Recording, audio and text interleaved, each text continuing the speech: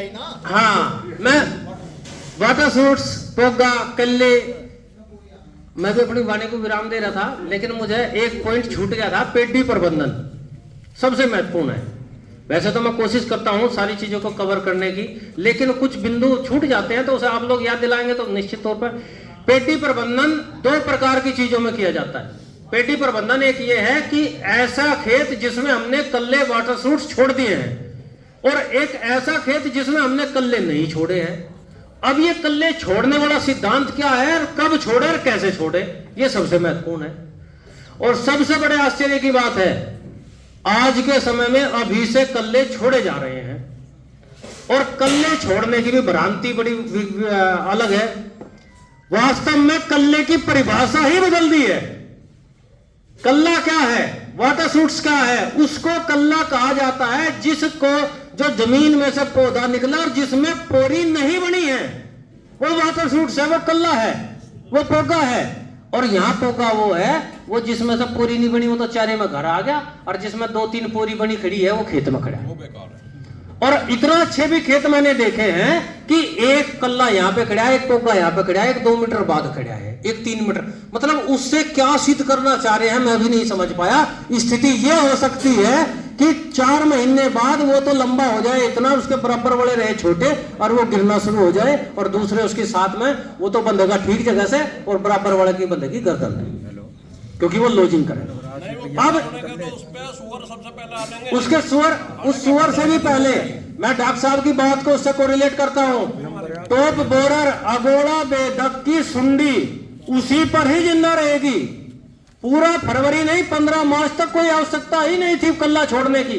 कल्ला छोड़ने का सिद्धांत वहां से शुरू होता है जब तापमान बेहद अधिक हो जाए और पौधा आगे फुटाव की प्रवृत्ति से कम होना शुरू हो जाए, वहां पर कल्ला छोड़ने की स्थिति आती थी।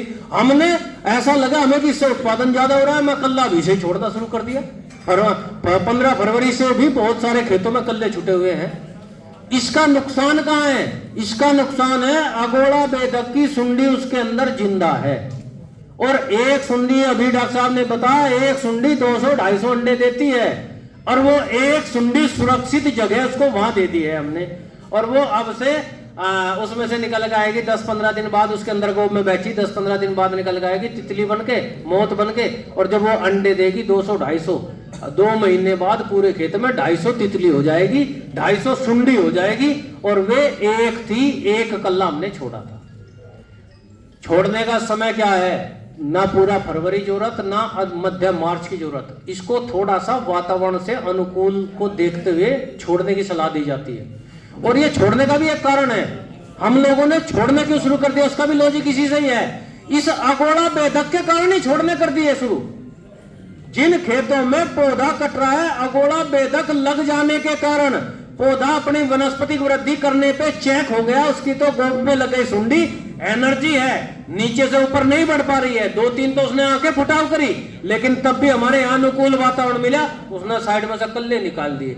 उन खेतों में बड़े अच्छे कल्ले निकले हुए जिनमें अगोड़ा बेधक लगा हुआ है, टॉप बोरर लगा है, और वो वहां पर उसकी अगली ब्रूड को पनपाने के लिए बेहद ज्यादा कारगर होगा। इस समय वर्तमान में एक तरफ से सारे कल्ले काटो और आरएमडी का इस्तेमाल करो, रैटून मैनेजमेंट डिवाइस। आरएमडी क्या है? आरएमडी पहली जो यहाँ पर आपके इंडस्ट्री की या गन्ना विभाग की तरफ से दी जाती है, उसका इस्तेमाल करो। यदि उसका नहीं कर सकते तो घर पे आरएमडी बनाओ, सबसे पहला आरएमडी है। क्यों करें? Stable saving. आरएमडी क्या है? Ratoon management. ऊपर से ठुटों की छटाई करनी है। क्यों करते हैं छटाई? क्यों करनी है? आपने झुंड काटा, पलकटी से काटा या किसी भी धारदार हथियार से काटा, वहां से झुंड काटने के बाद आपका कोई कल्ला है जिसकी एक आंख ऊपर बच गई, उस कल्ले गन्ने में से जो वो आंख है वो ही फुटाव करके चलना शुरू हो जाएगी, यदि आपने उसे जमीन स्तर से नहीं काटा। और जब वो फुटाव करके चलेगी 2-3 फीट लंबा होते ही सार, सबसे पहला तो कार्य ये होगा कि वो प्रारंभिक अवस्था में तो दिखेगी हरी और लंबी, लेकिन बाद की अवस्था में जाके वो इतनी पतली रहेगी कि उसके बराबर के जमीन में से निकले हुए कल्ले होंगे मोटे, और वो होंगी सबसे पतली।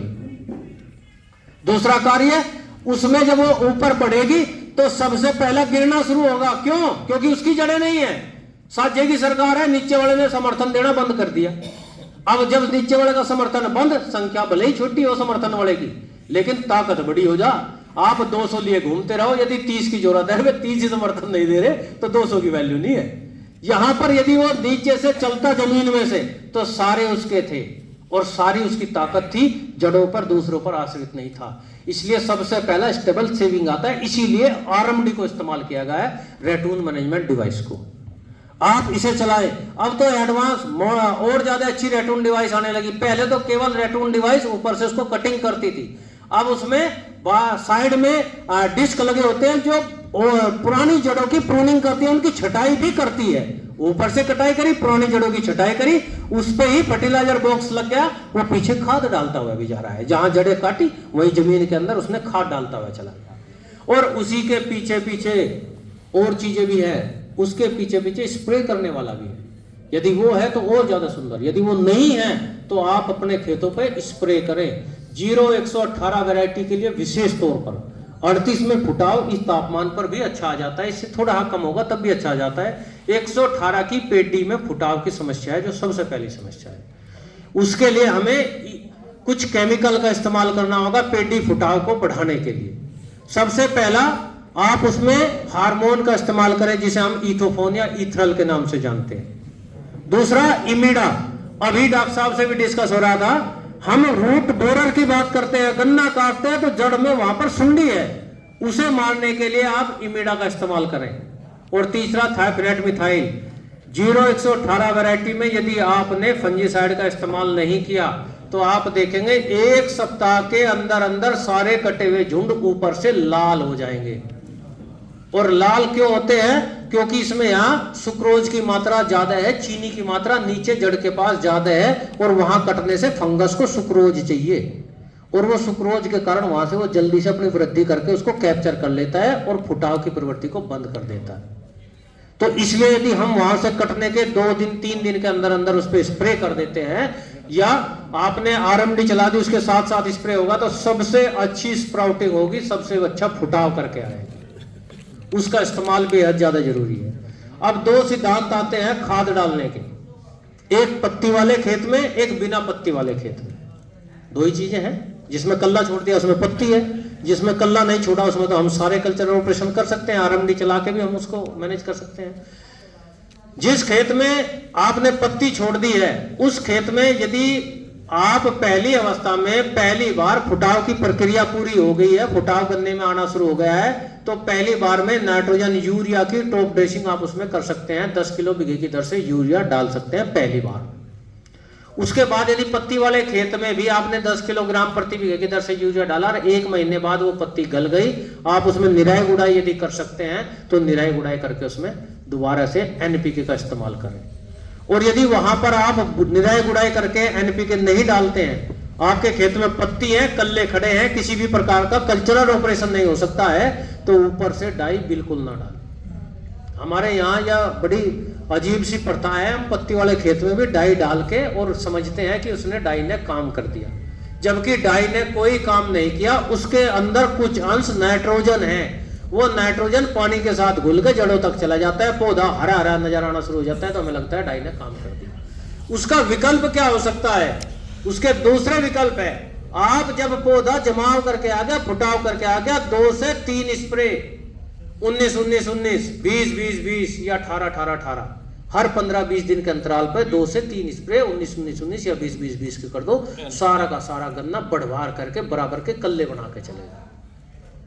ये सबसे महत्वपूर्ण है हमें पेडी का प्रबंधन। हम पेडी को केवल और केवल यूरिया से ले रहे हैं, जिस कारण से हमारा गन्ना ऊपर जाके पतला होना शुरू हो जाता है, जो अमिताभ जी ने बताया था। वास्तव में क्योंकि न्यूट्रिशन की अपटेक इनिशियल स्टेज में ही प्रेशर में रहा, फिर ऊपर तक जाते जाते वो उसका उसमें सर्कुलेशन वीक हो गया, और नीचे हमने कभी उसमें एनपीके दिया ही नहीं है, तो इसलिए वो ऊपर जाके गन्ना पतला पड़ना शुरू हो रहा है। बाकी आपका कोई और प्रश्न हो तो आप पूछ सकते हैं। प्रश्न है जी, 48 पे बोया जा जी, 54 पे बोया जा, ट्रेंच ट्रेंच जी जी है जी, हाँ जी, और 60